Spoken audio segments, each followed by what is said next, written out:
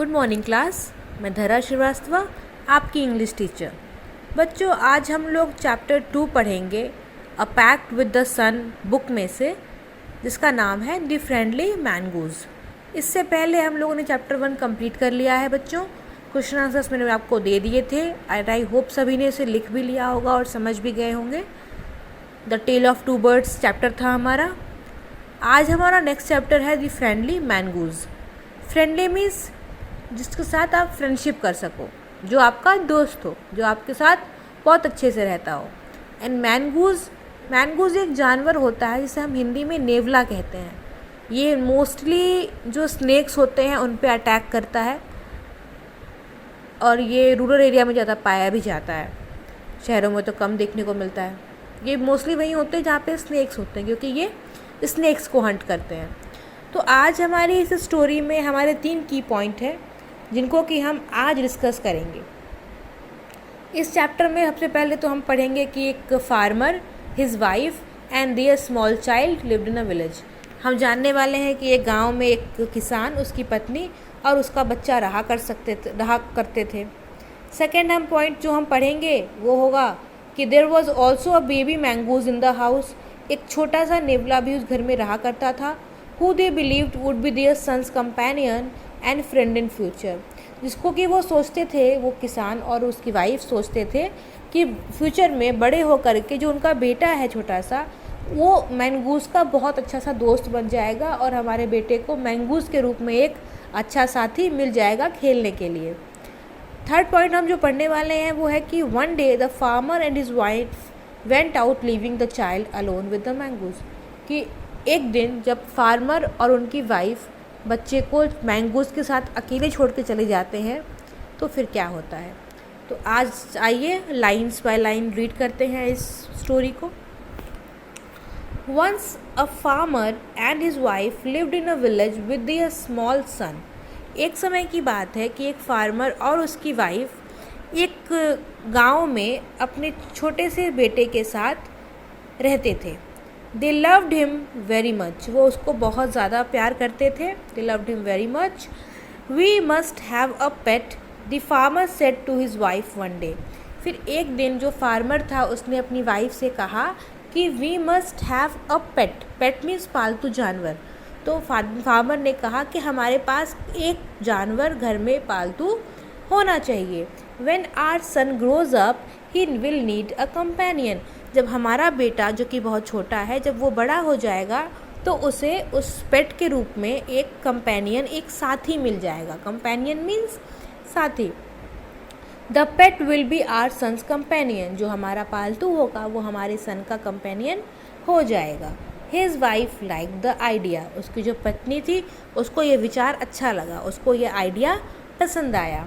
One evening the farmer brought with him a tiny mongoose. एक शाम की बात है कि जो किसान था वो अपने साथ एक टाइनी मीन्स छोटा मैंगूज़ को, एक छोटे से मैंगूज़ को घर ले आया।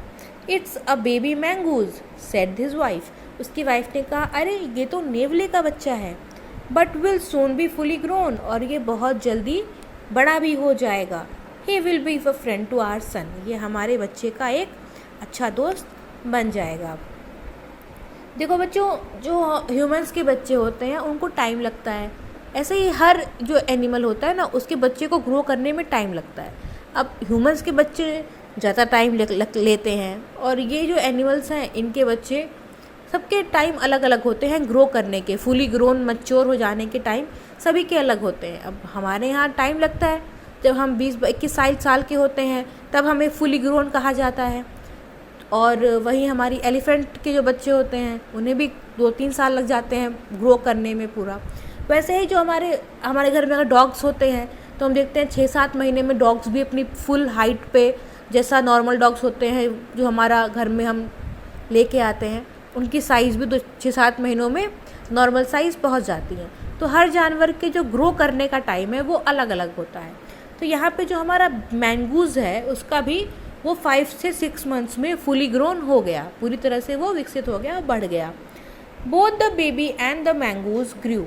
जो बेबी था वो भी बढ़ा और जो मैंगूज़ था वो भी बढ़ा। In 5 or 6 months the mangoose had grown to its full size. 5 से 6 महीने में जो मैंगूज था वो अपनी पूरी साइज़ में आ चुका था. अ लवली एनिमल, वो बहुत ही प्यारा जानवर. विथ 2 शाइनिंग ब्लैक आईज, जिसकी 2 चमकीली काली आँखें थी. एंड अ बुशी टेल, और उसकी जो पूँछ थी वो खूब ज़्यादा घनी थी. The farmer son was still a baby in the cradle. जो फार्मर का बेटा था, जो किसान का बेटा था, वो अभी भी एक छोटा बच्चा था जो कि अपने क्रेडल यानी कि अपने पालने में रहता था. स्लीपिंग एंड क्राइंग अल्टरनेटिवली, जो कि सिर्फ रोता था और सोता था. एक एक करके यही काम करता था. कभी रोए दे, कभी सोए, कभी रोए, कभी सोए. और ये जो हमारा मैंगूस था ये फुली ग्रोन हो चुका था. एक दिन की बात है. One day the farmer's wife wanted to go to the market. जो फार्मर की जो वाइफ थी वो मार्केट जाना चाहती थी. She fed the baby and rocked him to sleep in his little cradle. उसने अपने बच्चे को खाना खिलाया. फेड मतलब खाना खिलाना. The baby and rocked him to sleep, और उसको पालने में झूला झुला दिया और तब तक झुलाया उसको जब तक कि बच्चा सो नहीं गया. इन हिज लिटिल क्रेडल, उसके पालने में ही उसे छोड़ दिया. पिकिंग अप द बास्केट, वो अपने जो भी बास्केट थी, टोकरी थी, उसको उठाते हुए she said to her husband, उसने अपने हस्बैंड से कहा. बास्केट को उठाते हुए उसने अपने हस्बैंड से कहा, I am off to the bazaar. मैं बाज़ार जा रही हूँ, मैं मार्केट जा रही हूँ. द बेबी इज़ स्लीपिंग, जो हमारा बच्चा है बेबी, ही इज़ स्लीपिंग, वो सो रहा है. Keep an I on him, उसके ऊपर नज़र लगा के रखना, उसे देखते रहना, छोड़ना नहीं. Frankly I don't like to leave the child alone with the mongoose. सच बोलूँ, फ्रैंकली मतलब सच बोलना. उसकी वाइफ ने कहा कि फ्रैंकली सच बोलूँ तो I don't like to leave the child alone, मैं बच्चे को अकेले उस मैंगूज के साथ नहीं छोड़ना चाहती. ये उसकी जो मदर है वो बहुत ज़्यादा इनसिक्योर है. उसका बच्चा है, वो चाहती है कि उसका ख्याल रखे, लेकिन उसको मार्केट जाना है तो वो चाहती है कि उसके बच्चे के पापा बच्चे का ख्याल रखें. वो मैंगूज के साथ अपने बच्चे को छोड़ना सेफ नहीं फील करती. The wife went away, sorry हम यहाँ पर हैं.